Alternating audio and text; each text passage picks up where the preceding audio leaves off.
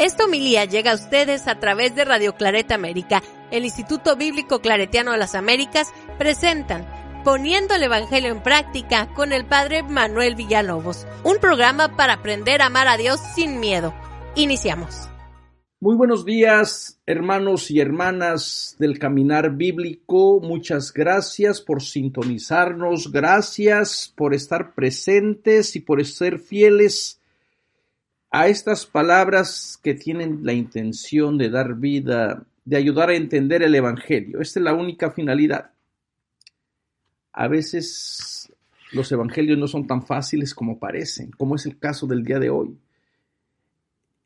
Este evangelio va a ser para el día domingo 24 de octubre del 2021, ya casi que termine el mes también. Esperemos que lo hayamos aprovechado bien, siguiendo trabajando, comprometiéndonos con la causa de Jesús.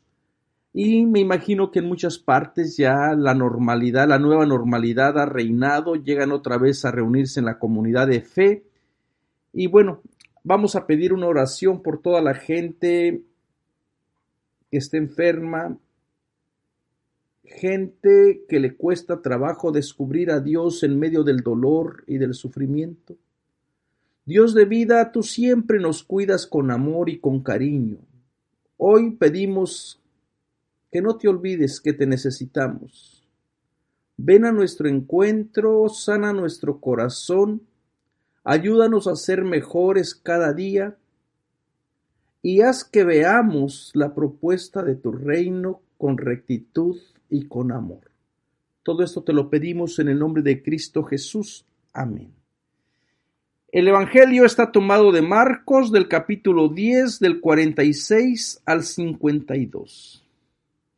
En aquel tiempo, al salir Jesús de Jericó con sus discípulos y bastante gente, el ciego Bartimeo, el hijo de Timeo, estaba sentado al borde del camino pidiendo limosna. Al oír que era Jesús Nazareno, empezó a gritar: «Hijo de David, Jesús, ten compasión de mí». Muchos lo regañaban para que se callara, pero él gritaba más: «Hijo de David, ten compasión de mí». Jesús se detuvo y dijo: «Llámenlo». Llamaron al ciego diciendo: «Ánimo, levántate, que te llama». Soltó el manto, dio un salto y se acercó a Jesús. Jesús le dijo: «¿Qué quieres que haga por ti?». El ciego le contestó: «Maestro, que pueda ver». Jesús le dijo: «Anda, tu fe te ha curado». Y al momento recobró la vista y lo seguía por el camino. Palabra de Dios.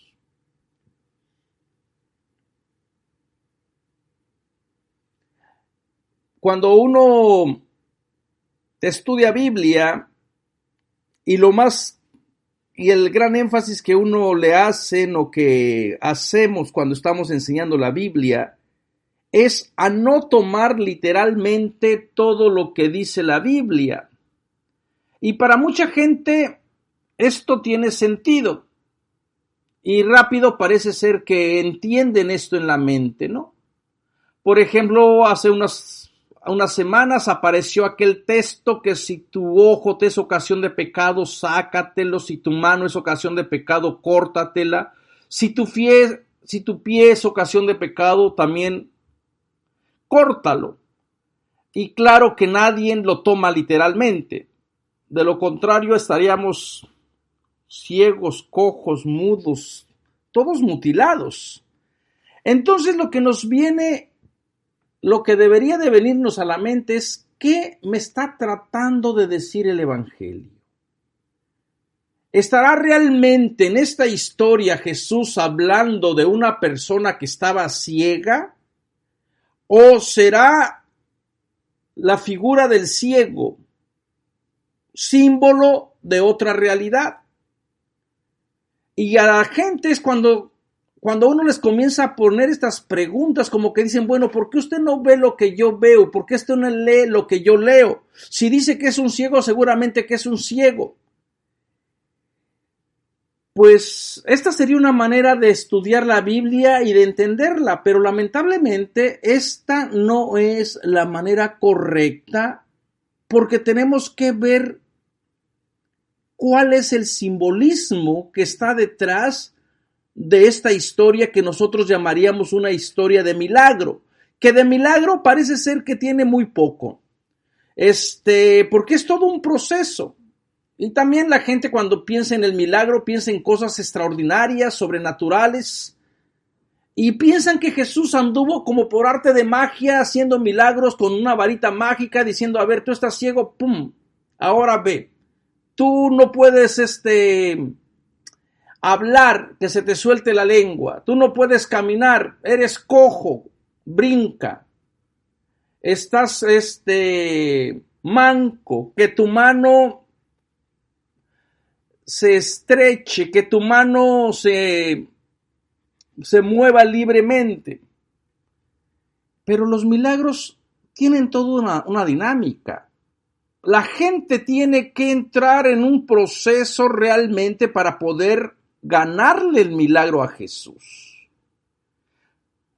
12 milagros aparecen en el Evangelio de Marcos, 12 símbolo perfecto para las personas que estudian la Biblia. Y de los 12 milagros, todos aparecen fuera de la región de Judea, con la única excepción de este milagro que aparece cerca en Jericó, y los 11 aparecen en Galilea y aparecen en las ciudades de los gentiles. ¿Por qué? Porque para Marcos es importante demostrar al Dios que no tiene predilección por un pueblo solamente, sino a un Dios que se muestra libre, soberano, para poder sanar, para poder curar, incluso a la gente que no cumple la ley, como sería el pueblo de Israel, el pueblo de Galilea. Los galileos que no tienen buena reputación, que son impuros, que no pueden cuidar todo el sistema de pureza, y por eso probablemente allí Jesús comienza su misión, cura, sana e invita a seguirle. Y también fuera de Galilea tenemos varias curaciones, y solamente esta entonces aparece en territorio de Judea, cerca de Jerusalén.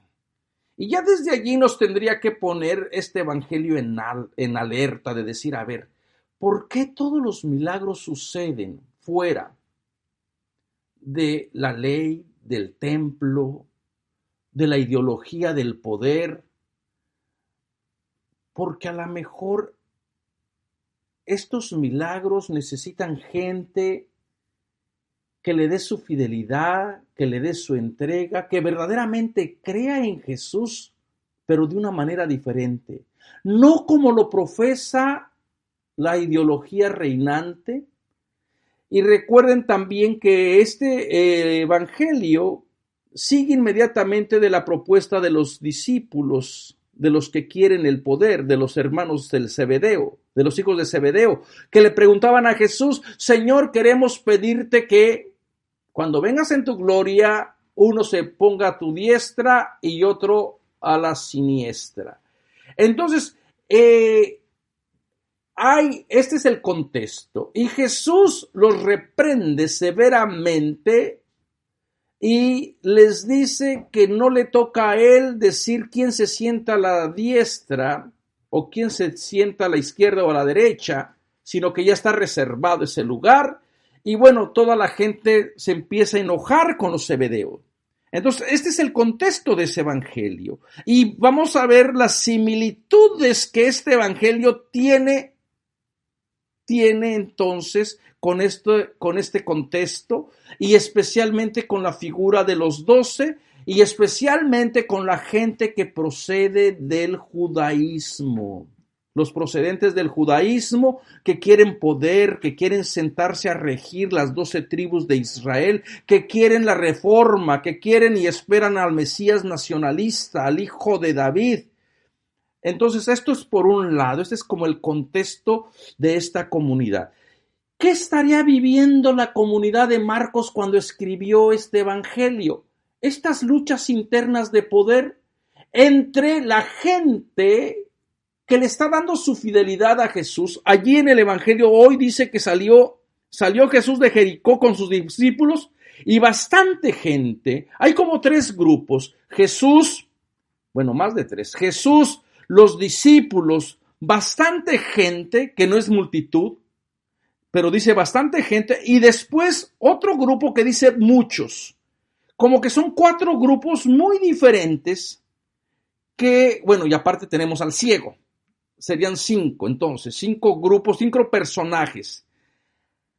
Y es importante tener estos detalles porque nos van a ir dando las pistas para entender a qué se está refiriendo este evangelio. Muy probablemente la comunidad de Marcos, y esto es una pregunta que nos debemos de hacer siempre, ¿cuál sería el contexto de este texto, de este evangelio? El contexto sería probablemente que a la comunidad de Marcos le está costando trabajo entender la relación con los que se están adhiriendo al mensaje de Jesús. Hay un fuerte grupo que viene del judaísmo nacionalista, que esperan a Jesús como el héroe, que lo creen como el Mesías davídico, que lo celebran como el enviado de Dios, y que probablemente este grupo nacionalista basado en la ley, basado en el cumplimiento, basado en el sistema de pureza y basado en esta teología nacionalista, esté poniendo trabas a los otros, a los muchos que se están incorporando también a confesar a Jesús como maestro, a seguirle como maestro. Entonces, cuando uno se hace esas preguntas, ya vemos que el evangelio no puede ser tan fácil. No se puede tratar solamente de un hombre que estaba ciego, sino que este hombre representa a los cristianos descendientes del judaísmo que están todavía unidos al poder, que todavía creen en Jesús, pero solamente lo confiesan como Mesías, como hijo de David, que lo confiesan todavía como con esta teología de poder, con esta teología de querer someter. Jesús les acababa de decir, tengan cuidado cómo los reyes de este mundo los someten, los oprimen, pero no debe de ser así entre ustedes. Y cambió Jesús radicalmente el sentido de poder, ¿no? Pero con predicarlo Jesús, la gente no le hizo caso a la primera. Si todavía nos cuesta a nosotros trabajo entender el servicio, la comunidad alternativa de Jesús, que no está basada en poder, en primeros, que no está basada en quién es más importante, sino en quién ama más, quién cuida más, quién sabe caminar con Jesús, con sus despreciados, con los que nadie quiere. Esto sería más o menos la tensión, ¿verdad? Y también esta figura de Bartimeo, el hijo de Timeo, representaría entonces a este grupo de los 12 que han intentado seguirle, pero no lo han logrado entender. Por eso es que Marcos tiene esta doble narración de un ciego. Previamente, en el capítulo 8, Jesús se encontró con otro ciego, representado también a esta comunidad, a estas personas que vienen del judaísmo, les dio la vista y caminaron desde el capítulo 8, confesaron a Jesús. Jesús comenzó a decir que va a Jerusalén, que lo van a matar, que lo van a entregar en manos de los fariseos, de los maestros de la ley, del sumo sacerdote, y que al tercer día va a resucitar. Y no han visto completamente cuál es la propuesta de Jesús. Por eso es que parece ser que Marcos vuelve a insertar esta historia de otro ciego para decir, siguen en su ceguera y permanecen en su ceguera, y parece que ahora finalmente ven.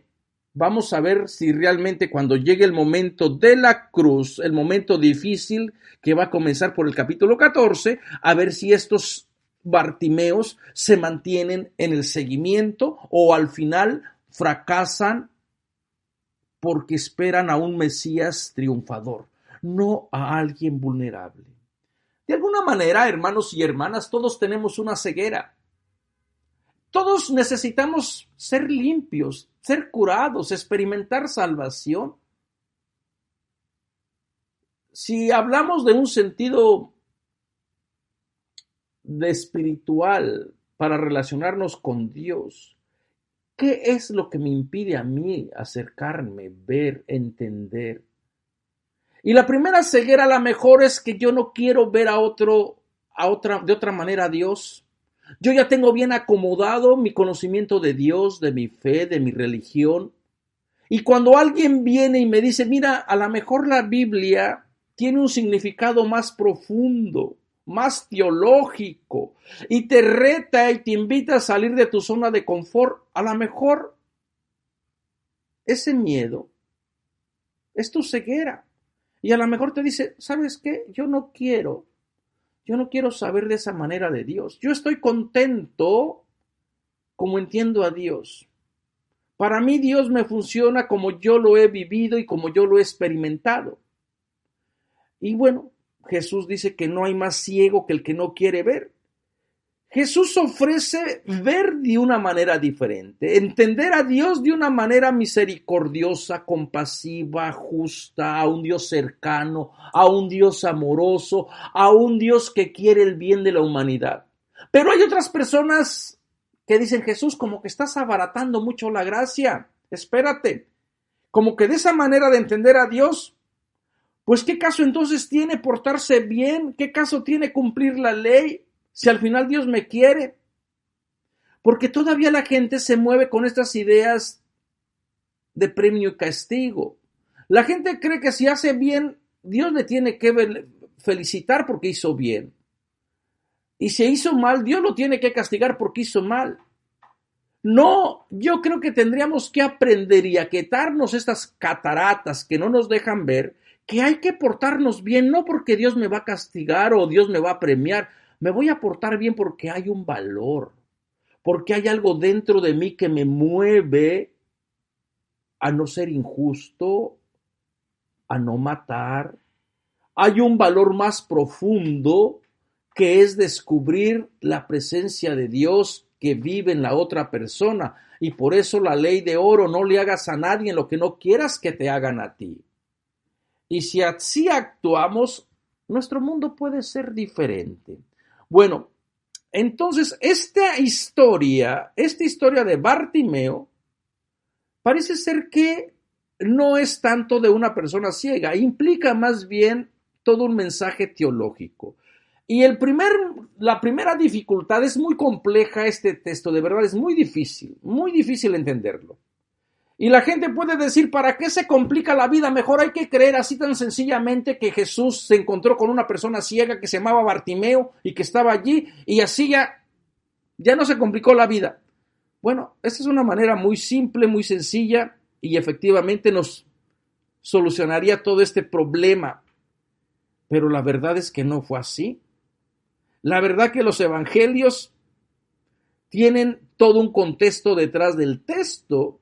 Y no seríamos verdaderamente estudiosos si no tomamos en consideración lo que está detrás de este evangelio. Y este texto, les decía, es bien complejo porque parece ser que Jesús entra, aunque no lo van a leer ustedes, en el versículo 46 dice que Jesús entró a Jericó y luego dice hoy, 46b, dice, al salir Jesús de Jericó. Entonces Jesús entró a Jericó, salió a Jericó. ¿Y qué pasó en Jericó? ¿Por qué? ¿Por qué no nos narra nada Marcos? Y allí vienen las especulaciones, vienen las hipótesis. Bueno, Jericó primeramente representa, recuerden ustedes, representa aquella ciudad que es conquistada por Josué una vez que Josué sale del Éxodo, que viene victorioso en la primera ciudad que cae. Y parece ser que esta misma imagen de la salida definitiva de Jericó, Jesús, la salida definitiva de Jericó, está trayendo un éxodo, pero no el éxodo nacionalista. Y por eso es que probablemente Marcos omite contar esa historia de Jericó, la grandeza de Jericó, las murallas que se desplomaron y que todo el mundo tembló. Bueno, también por ahí recuerden que estaba la casa de la prostituta Rahab, una prostituta que ayudó a los israelitas a escaparse, ¿no? Bueno, todas estas historias míticas, fabulosas, parece que a Marcos no le importan. Y por eso es que parece que hay esta contradicción. Y bueno, hay otras hipótesis también. Entonces, no sabemos exactamente qué fue lo que pasó en Jericó. Y no sabemos por qué Marcos parece que allí hay un recorte. Parece que allí va una historia, probablemente alguna historia que se haya perdido o que hayan censurado, ¿verdad? Entonces, Jesús entra a Jericó, sale de Jericó, sale a su éxodo definitivo, la salida definitiva, la liberación total. Jesús no puede permanecer dentro de un sistema donde va a haber opresión o de una ciudad que sea opresora. Entonces, Jesús parece ser que va con esta finalidad de invitar a toda la gente a salir de cualquier situación de opresión. Todos tenemos que salir de nuestro propio éxodo. Preguntarnos, ¿qué situación me causa la opresión? ¿Dónde están los faraones ahora que me siguen deshumanizando? ¿Qué relación no me deja experimentar la libertad que Jesús me está ofreciendo al salir de Jericó? Dejar la ciudad de opresión, lo que significaba este éxodo definitivo, salir realmente a experimentar libertad. Y dice que Jesús salió, da la impresión que solamente Jesús salió. Dice, Jesús dejó Jericó con sus discípulos. Aquí en esta traducción no se ve tan claramente, pero parece ser que hay un distanciamiento por cómo está construido gramaticalmente la frase en el original. Parece ser que Jesús es el que salió con sus discípulos y sus discípulos como que no dice que Jesús, dice al salir de Jesús de Jericó, al salir a Jesús, él salió de Jericó. Uno dice, bueno, aquí como que con sus discípulos, damos por hecho que también los discípulos salieron, pero no está tan clara en el original griego. Y también sale bastante gente, entonces sale bastante gente como en el éxodo definitivo. Hermano y hermanas, que estás escuchando, es necesario salir de cualquier situación de opresión. En la opresión no está Dios. En la opresión hay ceguera, hay violencia, hay deshumanización. En Jericó no se puede quedar uno porque eso recuerda a los otros dioses también. Entonces es necesario seguir caminando, ponerse al camino y encontrarse todo tipo de personas. Y cuando están en el camino, Bartimeo, el hijo de Timeo, estaba sentado al borde del camino. Hay una diferencia de los que van de camino y los que están en el camino. Bartimeo es un nombre bastante complicado también porque Marcos nos da la traducción, Bartimeo, el hijo de Timeo. Y casi siempre que se hace en relación a es con la finalidad de ver la alianza que guarda la persona, en este caso Bartimeo con Timeo, con el hijo, la relación de padre e hijo, la relación filial. Muy similar a la descripción que hizo anteriormente cuando nos presentó a Santiago y a Juan, los hijos de Zebedeo.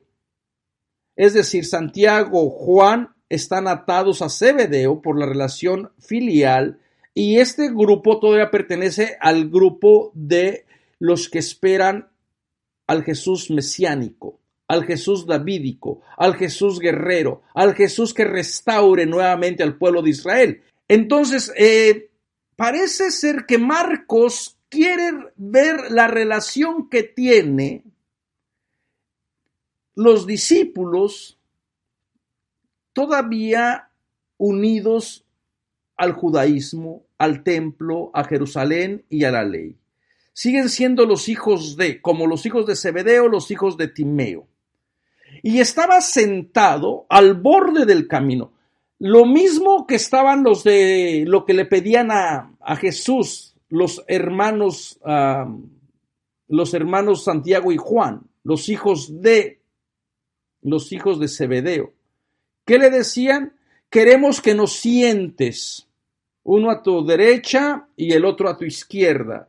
De tal manera entonces podemos decir que todavía los hijos de Zebedeo, los hijos de Timeo, procedentes del judaísmo legalista, no han avanzado en su discipulado. No importa cuántas veces Jesús les enseñe que su propuesta es para todo mundo, que su propuesta no es buscar primeros lugares, que su propuesta no es para que exista gente importante y otras personas de segunda. Pero a nosotros así parece que nos gusta organizarnos, ¿verdad? Aunque Jesús quiera que nos organicemos de otra manera, nosotros seguimos con esas estructuras de poder. Nosotros queremos otra vez una iglesia donde hay primeros, donde hay últimos.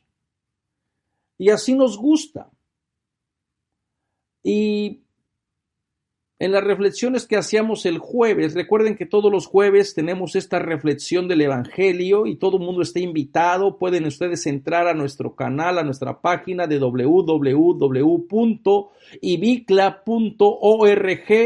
y allí encuentran el enlace para participar en el Evangelio del jueves. El jueves reflexionamos este Evangelio y allí la gente decía, parece que somos más seguidores de los fariseos, del legalismo, somos más seguidores de la ley que de Jesús. Y efectivamente a veces somos más seguidores del poder, de todo lo que Jesús condena, parece que es lo que más nos atrae.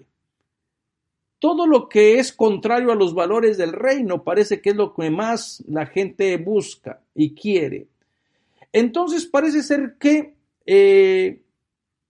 la comunidad que viene con esta finalidad de buscar a Jesús, al héroe, al Mesías, que le resuelva todos sus problemas, está ciega y no quiere ver. Entonces todo este milagro entra en este proceso de ir recuperando verdaderamente cuál es tu visión en la vida, cuál es tu objetivo, qué es lo que tú buscas, qué idea tú tienes de Dios. Si tú tienes una idea de un Dios nacionalista, entonces el Evangelio de Marcos probablemente no sea para ti. Si tu idea de Dios es de un Dios que castiga, de un Dios que premia, probablemente el Dios de la misericordia que Jesús ofrece en este Evangelio no sea para ti. Entonces, estamos viendo cómo el seguimiento requiere fidelidad, requiere entrega, pero requiere también que la gente sea consciente de a quién va siguiendo, de quién es Jesús. No se puede seguir a Jesús solamente de una manera sin ton ni son, por tradición, por costumbre. Tiene que haber una relación personal, tienes que ver verdaderamente lo que implica el seguimiento. Y entonces estaba sentado al borde del camino. Así querían también estar los otros, estar sentados. Y Jesús es de camino, de marcha, de apertura. También recuerda aquella escena donde están allá en la transfiguración, ¿verdad? Qué bien estamos aquí, hagamos 3 chozas. ¿Y quién estaba allí? Los hijos de Zebedeo, Santiago, Juan y Pedro. Los que se quieren quedar estancados en el pasado, en las glorias de Jericó, pero Jesús es persona de camino. Está sentado al camino pidiendo limosna, lo único que sabe hacer, lo que depende solamente para vivir. Al oír que era Jesús Nazareno, empezó a gritar. Para esta comunidad, Jesús es simplemente Jesús Nazaret. Todavía no le da su fidelidad. Y el comenzar a gritar prácticamente va muy en sintonía con los endemoniados. Los endemoniados que gritan y que confiesan, ya sabemos quién eres, sabemos que eres el Nazareno, el Hijo del Dios Altísimo, por ahí va a confesar el endemoniado de Gerasa. Entonces, pero no se vale solamente con hacer esta confesión, no es suficiente. Así como para nosotros no es suficiente que diga Señor mío y Dios mío. A veces cuando la gente está en la liturgia, en la misa, expresa o dice palabras bien bonitas, bien profundas, Señor mío y Dios mío. Pero realmente vive a Dios como si fuera su Dios. Si hay esa relación personal, a veces la gente con mucha fe, con mucha devoción, se postran, se inclinan cuando están dentro de la iglesia. ¿Vivirán de acuerdo a esos valores cuando están fuera? Como que a veces no hay coherencia con lo que uno dice o hace dentro de la Eucaristía y con lo que uno vive después fuera de ella. Es ahí donde seguimos todavía con esas ideas. Todos llevamos a este Bartimeo dentro, ¿verdad? De querer profesar a Jesús, pero a mi manera, a como yo lo siento, a como a mí me lo inculcaron, a como yo lo creo. Y no queremos dejar ir esas formas, porque no queremos salir de nuestra forma de confort. Entonces comienzan a gritar y dice muchos. Ahora, ¿quiénes son los muchos? Muchos se refiere al grupo que se está incorporando y que parece ser que tienen una mejor visión de lo que hace Jesús y de quién es Jesús. Esta misma expresión apareció allá por el capítulo, creo que es el capítulo primero en el encuentro. Ya me puse a dudar. Es en la historia de Leví. En la historia de Leví, ¿se acuerdan que Jesús vio a Leví que está recaudando impuestos? Y le dice, sígueme. Él se levantó, lo siguió y luego hizo una gran comida. Y dice, muchos cobradores de impuesto, muchos estaban con él.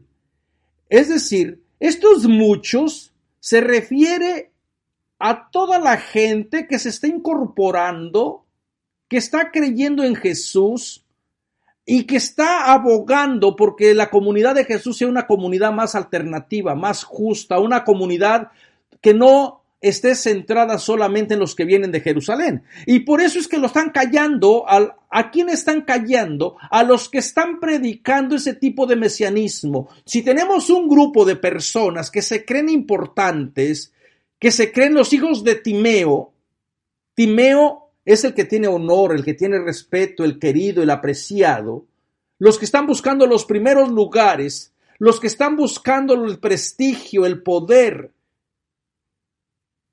y confiesan a Jesús como su héroe, como su Mesías, como hijo de David, pero esa teología no es la que Jesús quiere. Entonces estos muchos están callando o están corrigiendo esa manera de entender a Jesús. Esa manera de entender a Jesús es buena, pero no es suficiente. Y bueno, a veces a los que nos toca ser los muchos, de estar corrigiendo, de estar diciendo, estás en este nivel, pero Dios nos exige más y más y más, pues a veces caemos mal. A nadie nos gusta que nos corrijan, y más nuestras creencias. Todo el mundo piensa que ya lo sabe todo, y más si es sacerdote, piensa que ya cuando terminó la formación ya no abrió ni un libro más, y ya como la gente le cree todo lo que le diga, pues entonces él se convierte en palabra de Dios. Y no, hermanos y hermanas, tenemos que estar abiertos a aprender nuevamente. y a ser corregidos también. Entonces estos muchos están tratando de corregir las falsas expectativas que la gente tiene, de los que vienen del judaísmo, tienen acerca de Jesús. Esos muchos. Pero ¿quiénes son estos muchos? Probablemente son los recaudadores de impuestos, los impuros, los que viven en Galilea, los marginados, los locos, las prostitutas, los pecadores públicos. ¿Qué pueden hacer esos muchos que han entendido al Dios del amor, al Dios de la compasión, al Dios de la misericordia, no por la ley, sino por la misericordia de Dios, contra el grupo legalista, contra el grupo que está aferrado en su tradición de Jerusalén? Por eso es que este Timeo grita con más fuerza: Hijo de David, ten compasión de mí. Y lo vuelve a reafirmar una vez: Hijo de David, Hijo de David. A pesar de que estos muchos les dicen, tienen estas ideas equivocadas. Jesús no es ese Mesías. Jesús viene para todo mundo. ¿Cuántas veces nosotros nos aferramos también en estas mismas creencias? Especialmente para la hora de demostrar la compasión de Dios. Queremos que la compasión de Dios sea como tú la crees. Que la compasión de Dios le llegue solamente a los que tú crees que se la merecen. Que la compasión de Dios llegue solamente a los que son dignos, a los que tienen todos los sacramentos, a los que viven de acuerdo a la ley. Pero esa ya no sería la compasión de Dios. La compasión de Dios es gracia, gratuidad, sin merecerlo absolutamente nada. Pero muchos que nos enseñan esto, nos encontramos con que hay otra gente que se resiste y dice, no, mi creencia y mi fe me dice de que Dios no puede querer a todo mundo por igual. De lo contrario, ¿qué finalidad tiene de que yo me porte bien? Entonces estos muchos quieren callar a este pequeño grupo, pero bien fuerte, bien firme, que se creen elegidos por Dios. Jesús se detuvo, fíjense que los muchos, y Jesús se detuvo y dijo, llámenlo, así como Jesús llamó también a los discípulos cuando estaban buscando el poder. Los llamó y los convocó y les dijo, los príncipes de este pueblo, de este reinado, los oprimen, los explotan. No debe de ser así entre ustedes. Y Jesús continuamente los va corrigiendo, pero parece ser que la gente deseosa de poder, el poder no cambia, no quieren dejar nada. Y llamaron al ciego, no se acercaron a donde estaba el ciego, ni Jesús se acerca al ciego, Jesús va caminando, Jesús sabe a dónde va. Estos muchos también van con Jesús y lo acompañan, pero no se acercan a donde esté el ciego. Es el ciego que tiene que dejar su manera de pensar. Y le dice, ánimo, levántate que te llama. Estas fueron las palabras que escucharon previamente con la Tálita Cumi. Hijita, levántate. O con el que estaba atrofiado de la mano, levántate y ponte en medio de la sinagoga. O con el paralítico, levántate. Te está diciendo, esta gente te está diciendo, estás enfermo. Si tú sigues creyendo a Jesús como esas miradas nacionalistas, no te va a llevar a ningún paso. Levántate, anda, camina. Deja que entre nuevos aires, oxigénate toda tu mente, todo tu cuerpo. Respira nuevamente. Respira otros aires. Deja que entre el oxígeno a tu cerebro para que puedas ver de una manera diferente. Deja que el espíritu te renueve. No te quedes estancado en lo que tú crees que es la verdad. Libérate de tus propios prejuicios, de tu propia ceguera y vas a experimentar verdaderamente al Dios que es luz, que es camino, al Dios que no te va a cumplir los antojos. El Dios no va a estar allí contigo si tú no quieres verdaderamente ver. Entonces le llama. Ahora sí, parece que los que están con eso, los representantes de esa teología, saltó el manto. El manto es símbolo de la persona. La ropa es todo lo que él tiene. Cuando tú dejas todo y dejas incluso tus creencias nacionalistas, prácticamente te autodestruyes. Comienza una nueva creación. Comienza una nueva creación y un nuevo discipulado. Pero es necesario que tú mismo abandones totalmente todo, como Jesús lo ha pensado. Y se acercó a Jesús. Fíjense, no es Jesús quien se acercó al ciego. Es el ciego que ahora ya no está tan ciego, ya está medio tuerto, o le vamos a dar vamos a llamarle la venadita, porque casi ve nada, ve algo. Se acerca y Jesús le dijo, ¿qué quieres que haga por ti? La misma pregunta que Jesús previamente les había dicho a los hijos de Zebedeo. Cuando estos se acercaron, ¿se acuerdan que se acercaron a Jesús y le preguntaron, Maestro, queremos pedirte algo? Y Jesús les dice, ¿qué quieren que haga por ti? Bueno, esta es la misma pregunta, ¿qué quieres que haga por ti? Entonces, parece ser que desde el punto de vista de Jesús, los hijos de Zebedeo y los hijos de Timeo, que representan a los que están atados a la ley, al templo, a la iglesia madre de Jerusalén, todavía no han entendido que Jesús es camino, que Jesús es luz, que Jesús no se puede definir solamente por el poder, porque Jesús no busca eso. El ciego le contesta, Maestro, Rabuni. Ya estamos hablando diferente. Ya no es Jesús, hijo de David. 2 veces le dijo Jesús, hijo de David. Pues a la tercera se esperaría que o rompe totalmente con esa teología, o verdaderamente se hace discípulo de Jesús. Y estos parece que han optado por hacerse o convertirse en verdaderos discípulos de Jesús, y por eso ahora le llaman Rabuni, maestro querido, maestro, Rabuni, que pueda ver. Esto es exactamente lo que tenían que haber pedido desde el principio. Que pueda ver, pero ya no puedas ver como tú quieres ver. Las operaciones duelen. Sino que le pregunten a la gente que se ha sometido a alguna operación. Si tú quieres ver, es necesario aniquilar, matar tu ceguera, remover lo que te impide. A esta comunidad le impidía ver a Jesús como el Mesías para todo mundo, al Dios justo, al Dios misericordioso, porque estaban todavía en su ceguera del templo y de la ley.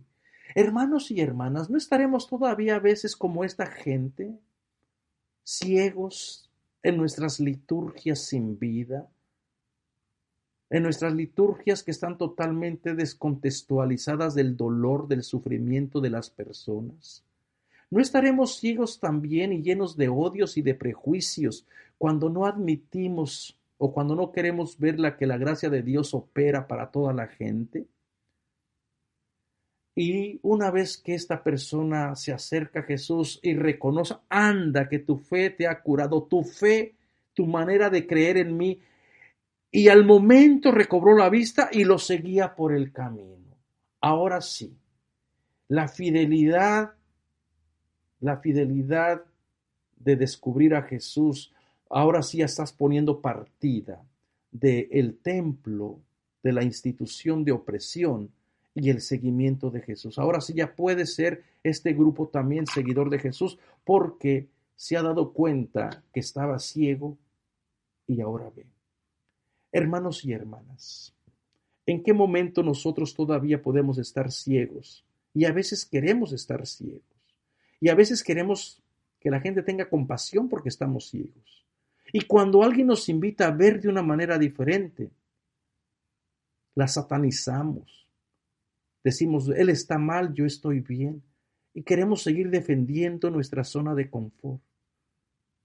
Yo creo que Jesús tiene que confrontarnos y decir, ¿qué quieres que haga por ti? Mientras tú estés pensando en tus términos y tú ya tengas una idea previa de quién soy yo, pues yo ya no puedo hacer nada.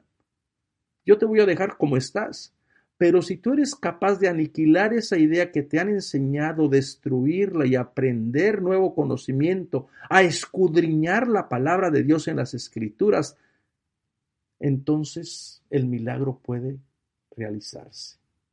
Muchísimas gracias, nos vemos la próxima semana y que Dios, que es salud, Dios que es amor, nos cuide.